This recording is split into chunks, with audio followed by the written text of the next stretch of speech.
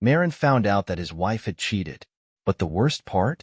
She was pregnant, and the baby wasn't his.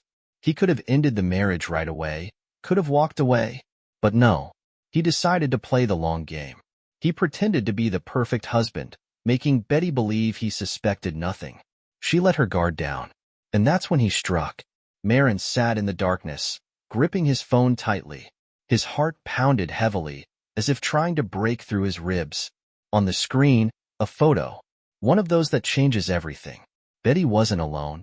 He stared at the screen, inhaling slowly, as if trying to pull himself together. She was leaning toward another man, her smile one he hadn't seen in a long time. Warm, genuine, but not for him. Something inside him clenched. His wife. His Betty. Just yesterday, he was ready to give her everything. Today, everything had changed. 2 months ago, Marin's life still seemed stable, though not without its challenges. He adored his wife, supported her, endured her mood swings when she sighed in frustration after yet another unsuccessful visit to the doctor. They wanted a baby so badly, but it was impossible. Marin, are you sure you want to do this?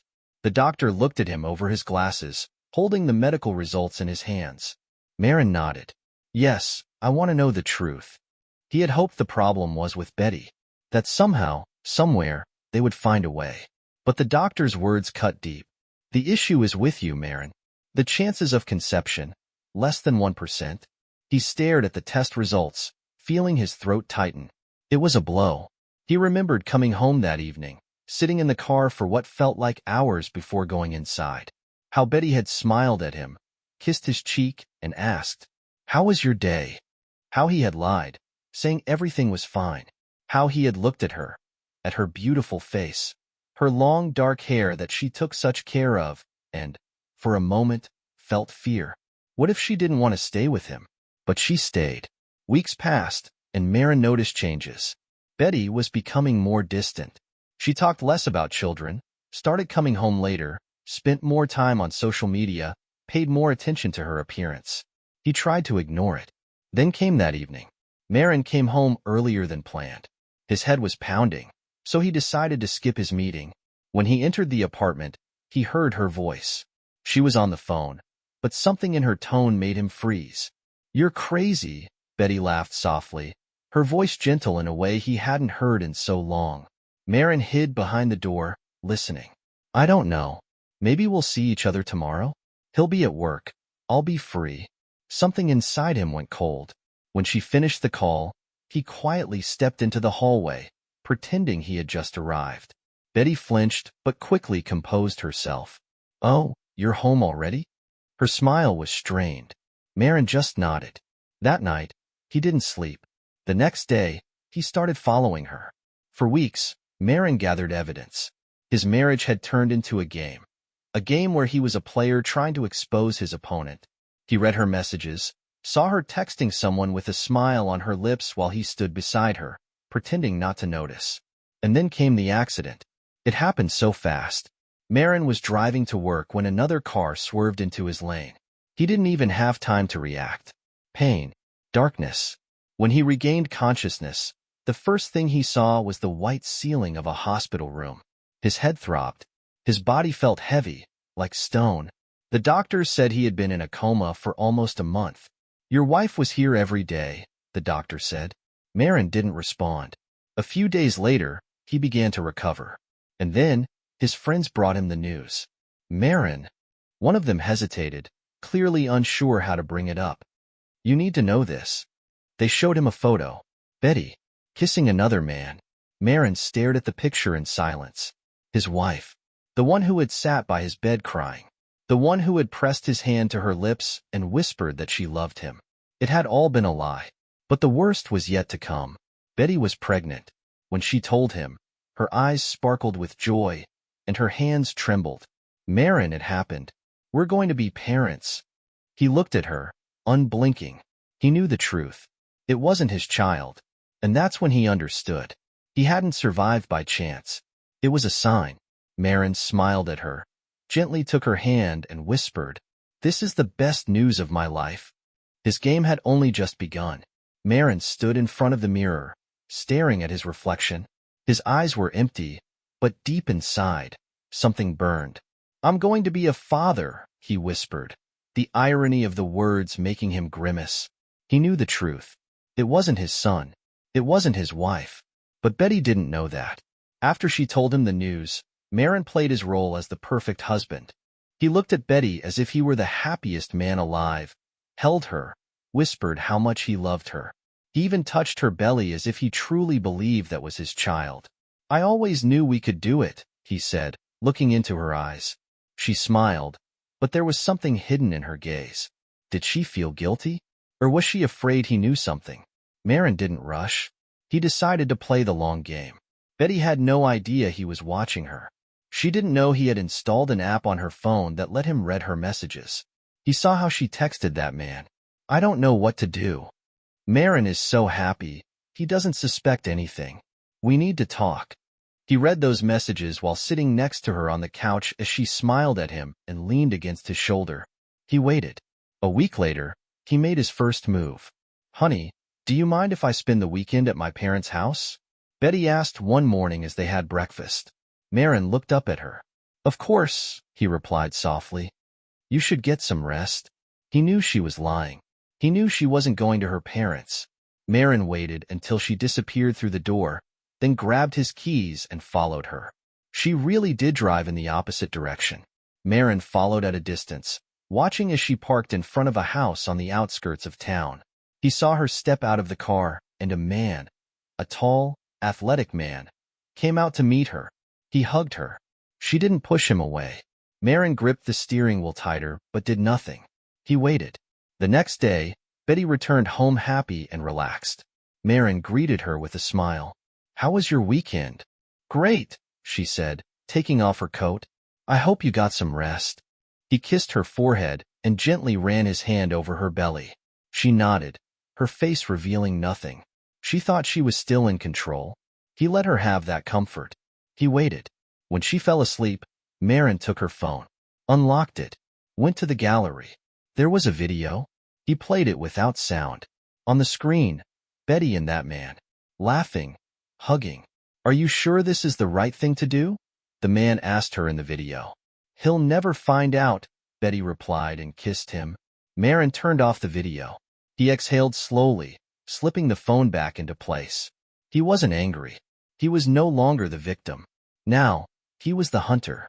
The next day, he invited Betty to dinner. The restaurant was expensive, romantic. She glowed under the attention.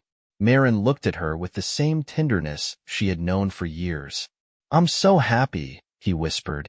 She took his hand. "I am too." He smiled. "Let's make it official," he said, pulling out his phone. Betty blinked, surprised. "What do you mean?" "Let's record it." He turned on the camera, pointing it at Betty. "Tell me how happy you are that we're expecting a baby." She hesitated for a moment, then laughed nervously. "Marin, this is a little weird." "Come on, just say something," he smiled reassuringly. She glanced at the camera and said, "I'm happy to be expecting a baby with the man I love." Marin turned off the recording. "Thank you, my love." He raised his glass. "To us." Betty smiled, but her eyes were tense. She felt something. Something was wrong, but it was already too late. Marin knew exactly what to do. And soon, so would she. Marin sat in his car, staring at the dark windows of the house. Inside, behind those walls, was Betty. She was sleeping, as if everything was fine, as if her life was still under her control. But she was wrong. He already knew what to do. For the next few days, Marin played the perfect husband. He brought Betty breakfast in bed, bought her flowers, kissed her with such tenderness that she started to feel guilty. He could see it in her eyes. She didn't know if he suspected anything, but her own lies were beginning to weigh on her shoulders. "You're acting like you've fallen in love with me all over again," she said one evening as they ate dinner at home. Marin looked up from his plate and smiled. "Did I ever stop?" Betty smiled back, but he noticed the slight, nervous twitch of her fingers. She was starting to be afraid, and she was right to be. One evening, Marin decided it was time for the next step. He waited until Betty fell asleep, then took her phone. He sent a message to her lover. "I need to see you. Tomorrow at 8. The usual place." He deleted the message, turned off the phone, and put it back. The next morning, Betty woke up, picked up her phone, and didn't notice a thing. She suspected nothing, but Marin suspected everything. That evening, he arrived at the meeting place early. It was a cheap motel on the edge of town, the kind of place chosen by those who wanted to hide. Marin parked nearby and waited. At exactly 8, Betty arrived. She looked around nervously before going inside. Marin felt a dark satisfaction rise within him. He knew what was coming next. He waited until her lover arrived, too. Tall, dark-haired, confident. He walked inside, completely unaware that he had already lost. Marin gave them time. 15 minutes. Enough for them to feel safe. Then, he stepped out of his car. The motel hallways were dimly lit, the air heavy with the scent of cheap soap and stale tobacco. Marin walked slowly, deliberately. He stopped in front of the door, took a breath, and knocked sharply. There was a scramble inside. "Who is it?" Betty's voice was tense. Marin didn't answer. He just knocked again. The door opened slightly. Her lover's eyes widened in shock when he saw who was standing there. Marin didn't give him time to react. He shoved the door open, pushing the man back. Betty stood at the back of the room, wrapped in a bedsheet, her face as white as chalk. "Marin," she whispered. He closed the door behind him. Now, they were alone. Betty sat down on the bed, clutching the sheet tightly. Her lover remained silent, trying to figure out what to do. Marin looked at him and smirked. "You should go, buddy." The man hesitated for a second, then, as if realizing something, quickly grabbed his things and slipped out of the room. Marin locked the door. Betty looked at him, desperation in her eyes. "This isn't what you think." Marin laughed. "It's exactly what I think, Betty." She bit her lip, tears welling up in her eyes. "Marin, I didn't mean to, but you did." He pulled out his phone and pressed play. Her voice filled the room. "He'll never find out." Betty gasped. "You?" "Yes, I know everything." Marin took a step forward. "I know how you lied to me, how you pretended, how you made me believe the child was mine." She started crying. I was scared." Marin shook his head. "You weren't scared. You did this on purpose." Betty flinched. She knew there was no way out now. Marin reached into his pocket and pulled out a second phone. He pressed a button. He was already recording everything. "Tell me the truth, Betty." She looked at him with wide eyes. "Marin, tell me, whose child is it?" She lowered her head. "His." Marin exhaled, as if those words were the final piece of a puzzle in his mind. He smiled. "Thank you, my love. That's all I needed to hear." Betty wiped her tears. "What are you going to do?" Marin looked at her coldly. "You'll find out soon." He walked out of the room, leaving her alone. His plan was just beginning. Marin sat in his car, staring into the darkness. His hands rested on the steering wheel, but his fingers gripped it so tightly that his knuckles turned white. He replayed the events of last night in his mind. Betty, scared and pathetic, her eyes full of tears that no longer changed anything. Her confession was recorded, saved. Now, he had control. She had lost any chance to justify herself, but this was only the beginning. The next morning, Marin acted as if nothing had happened. He woke up earlier than Betty, made her breakfast, and even left a note that read, "I love you." He watched as she read it, as her hands trembled, as she looked at him longer than usual. She was probably expecting an explosion, but there wouldn't be one. Betty started behaving more cautiously. She used her phone less frequently, her gaze darting around whenever they talked, as if she was trying to figure out what he knew. But she didn't ask, and he didn't say anything. This was his game. That day, Marin met with his friend, a lawyer. He placed a flash drive on the table. "I need a divorce and full control over all assets my wife and I share." The lawyer looked at him in surprise, then plugged the flash drive into his laptop. A few minutes later, his face darkened. "This is strong evidence. But are you sure you want to do it this way?" Marin smiled. "Absolutely." He returned home and saw Betty in the kitchen. She was drinking tea, her fingers nervously tapping the cup. "You look tired," she said. "Just a lot of work," he replied calmly. She nodded, but her gaze lingered on his hand. His wedding ring was gone. Her face turned pale. The next evening, Marin took another step. He invited Betty to dinner at their favorite restaurant.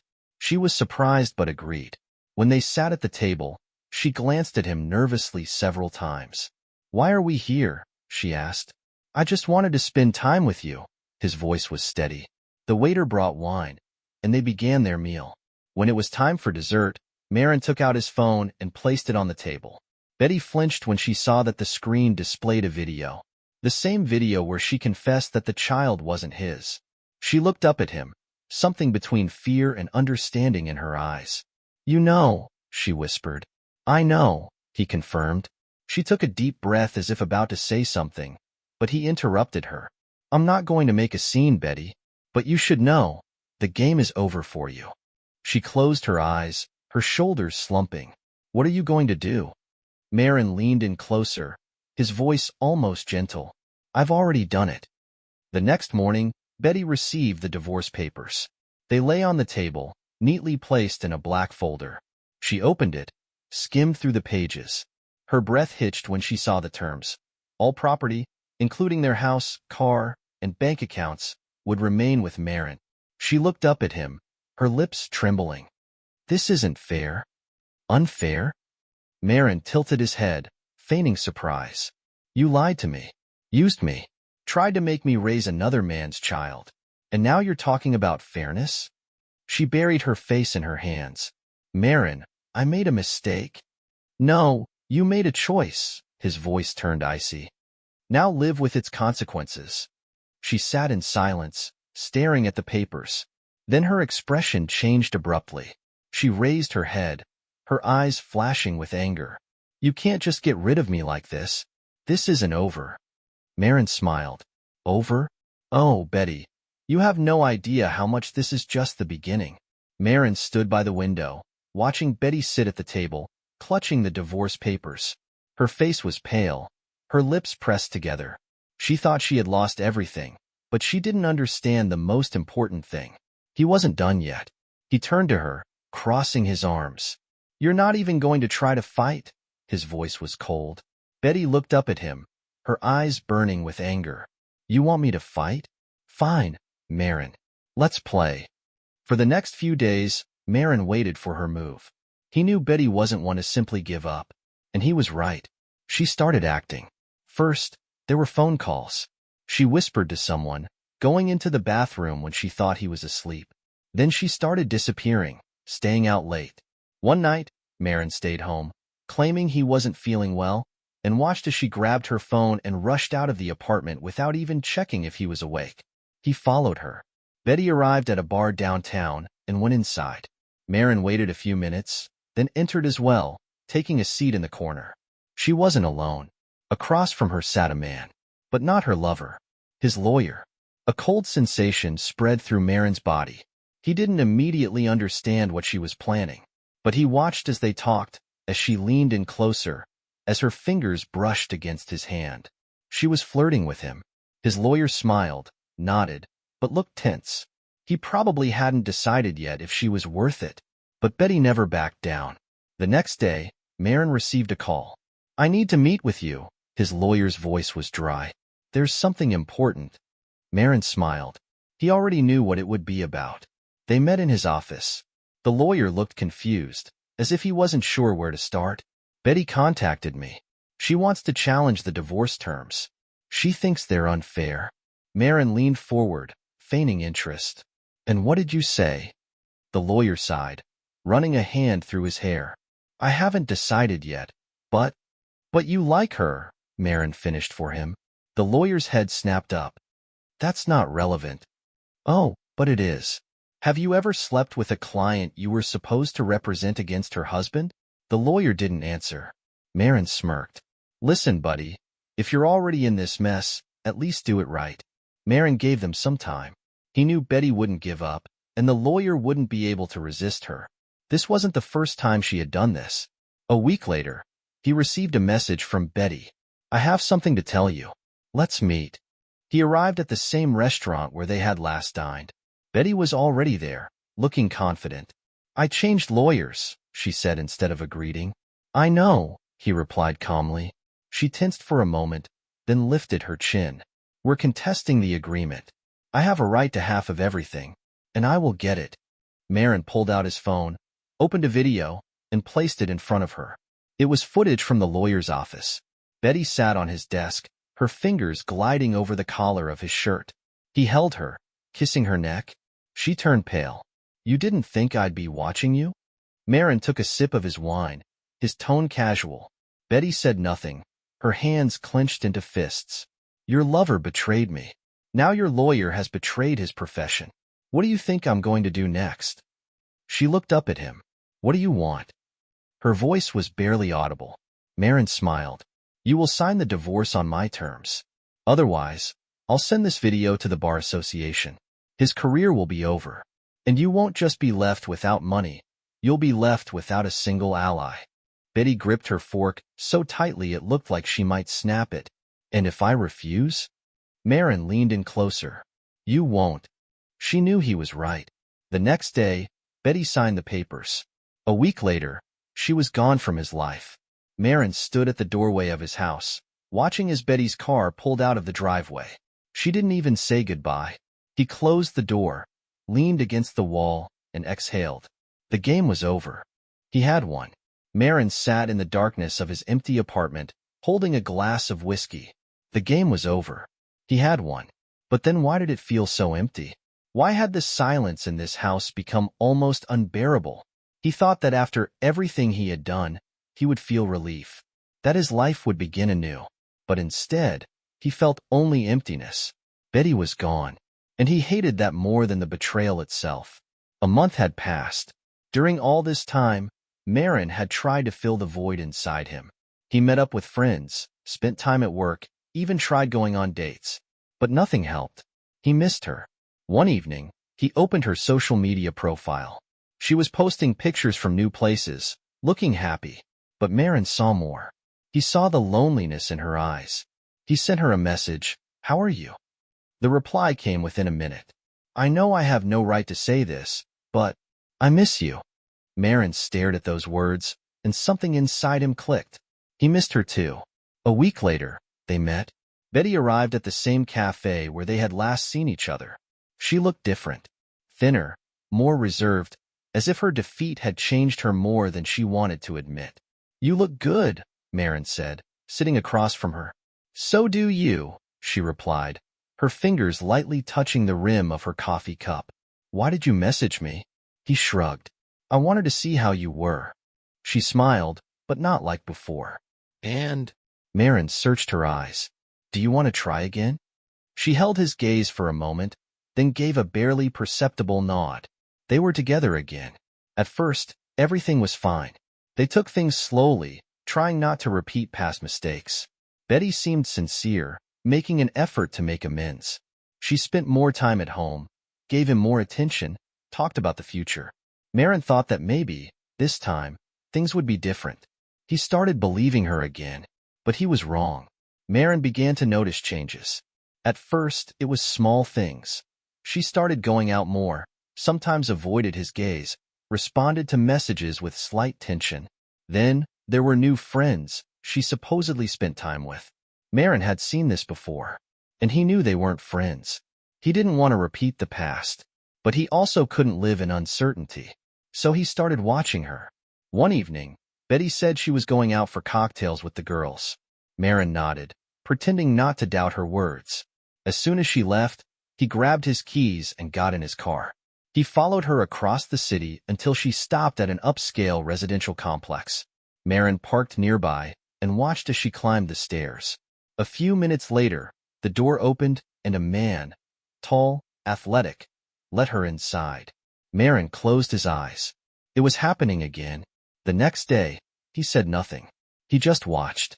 Betty acted as if nothing had happened. She laughed, kissed him, asked how his day had been. But he could see her lies. This time, he wasn't just going to watch. He was going to destroy her. But this time, for good.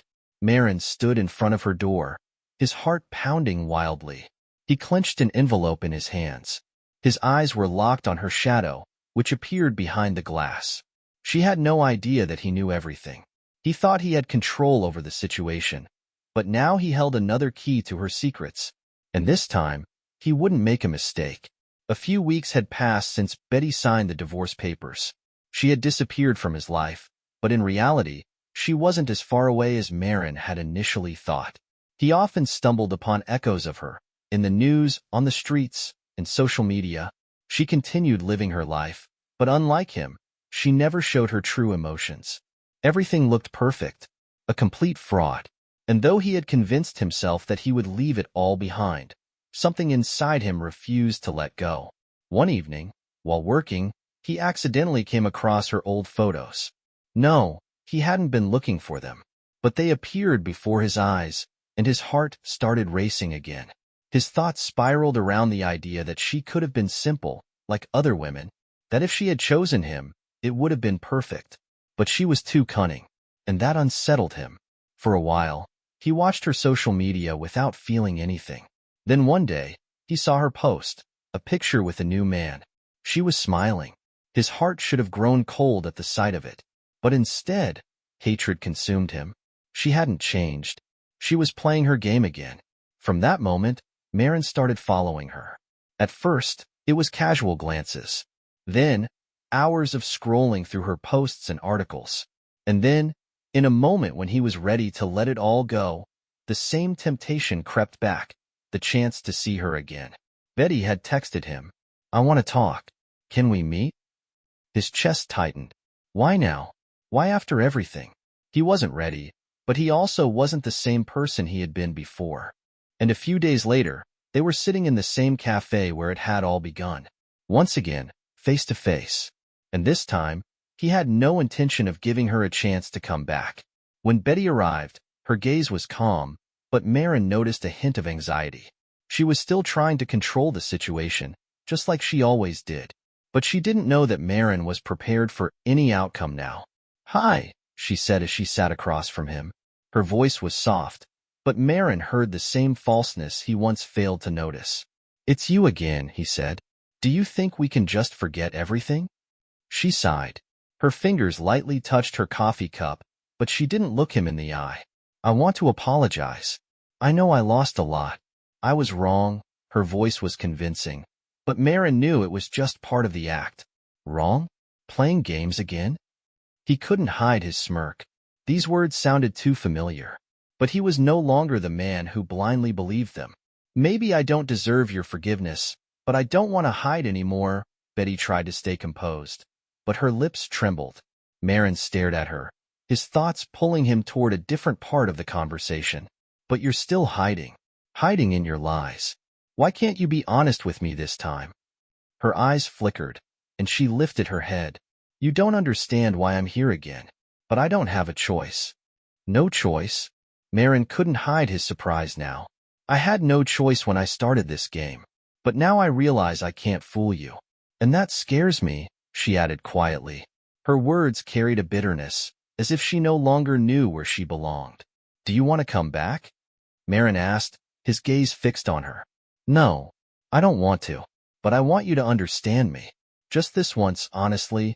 Her voice was so quiet, but it was exactly what he had been waiting for. Now he saw that she finally understood. It was never about her. It was about him, and he wasn't going to give up. "You're playing again." "I know you, Betty," he said, standing up without waiting for her response. He left her in the cafe, but as he walked away, something made him stop. Maybe it was the look in her eyes, the same look he had seen the night she walked out of her lawyer's office. She was going to try one more time to sell him something.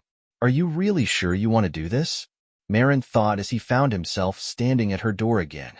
Marin stood in front of her door, the envelope still in his hand, feeling his heart pound violently. This was the moment everything was about to change. The moment he had to take the final step that would either set him free or bring an end to everything he once believed in. She didn't know that he knew. She didn't know he had been preparing for this day. And now, he had to decide if it was all worth it. Marin clenched his fists. His life had been filled with wandering and self-discovery after Betty walked out of it. Now that they had met again, it seemed as if nothing had changed. But that was just an illusion. He was not the same man he once was. And that was his strength. He could feel Betty trying to manipulate him, just like before. Her gaze was so familiar, yet so foreign. He saw how she played her game, how she pretended that everything was different now. But he was ready to see through her like never before. They had met again after weeks of silence. Marin had always known that Betty would come back. It was hard for her to let go, as she had never truly gotten what she wanted. She still believed she could win him back. But this time, he was certain she wouldn't succeed. That evening, Marin truly came to the conclusion that he no longer wanted to live in uncertainty. He wanted answers. And now, sitting with her in a cafe, he felt that this moment was about to arrive. "How are you?" he asked, glancing at her. She looked at him. Her eyes carried the same careless indifference as when they had first met. She smiled, but this smile was no longer warm. "I'm fine," Betty replied, though her voice was full of doubt. Marin watched her, trying to find any trace of the person he once knew in her gaze. She had long ceased to be the woman he once loved. He knew he couldn't turn back time, but he couldn't let go of this so easily either. "You can't just come here and tell me that everything will be fine, Betty." His voice grew harsher. "What happened to the woman I once knew? You're not the same, and I'm not the same man I was. Are you really ready for change?" She slowly lifted her head, looking into his eyes as if seeing him like this for the first time.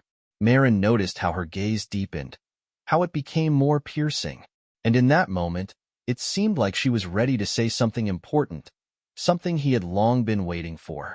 "And what do you want?" Her voice was quiet but clear. "The truth," Marin answered without hesitation, unfolding the envelope in his hands. "The truth you've been hiding from me. The one you can't keep from me anymore."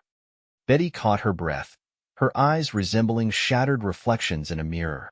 She knew this moment could not be undone. "Marin, she began, but his voice cut her off. "You can't keep living like this," he said with such determination that she fell silent again. "You betrayed me, and I know it." She sighed, her eyes becoming more vulnerable, and a moment of doubt flashed across her face. Her body trembled, but she couldn't lie to him anymore.